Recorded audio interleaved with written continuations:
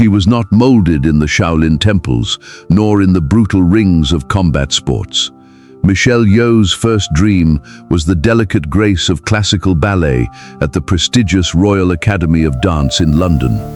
But destiny often shatters our plans, only to force us to rebuild something indestructible. A severe spinal injury ended her ballet career before it even began.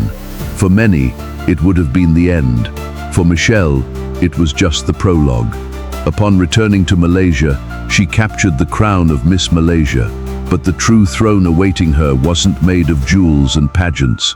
It was a throne carved from shattered glass, dust, and precision strikes in the chaotic studios of Hong Kong. In 1980s Hong Kong, martial arts cinema was a strictly masculine boys' club, dominated by men who didn't believe a former ballerina could withstand the impact. Michelle Yeoh looked at their skepticism and decided to train up to 10 hours a day. She used the flexibility and fierce discipline of ballet to master the secrets of Kung Fu. She didn't want to be the damsel in distress, she wanted the danger. In Police Story 3, she rode a motorcycle onto a moving trainer stunt, so real and terrifying that it stunned Jackie Chan himself. Michelle Yeoh performed her own stunts and fights, breaking bones, tearing ligaments, and earning absolute respect in an unforgiving industry. She became the only woman Jackie Chan and Jet Li feared sharing the screen with, terrified of being completely outshone. In 1997, the Western world surrendered to her talent. As Agent Wai Lin in Tomorrow Never Dies, she completely redefined the concept of a Bond girl.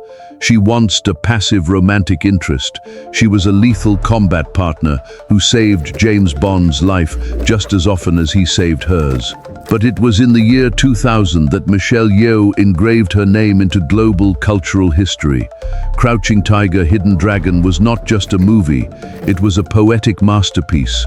Playing the warrior Yushu Lien, Michelle delivered a performance that flawlessly balanced the lethality of her blades with the silent ache of a repressed love.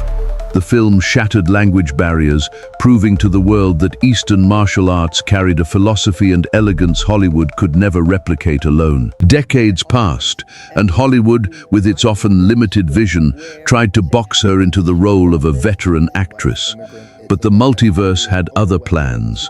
In 2022, at the age of 60, Michelle Yeoh took on the role of Evelyn Wang in Everything Everywhere All at Once.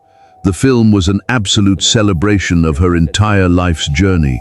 There lay her martial arts choreography, her physical comedy, her dramatic depth, and above all, her visceral ability to move an audience.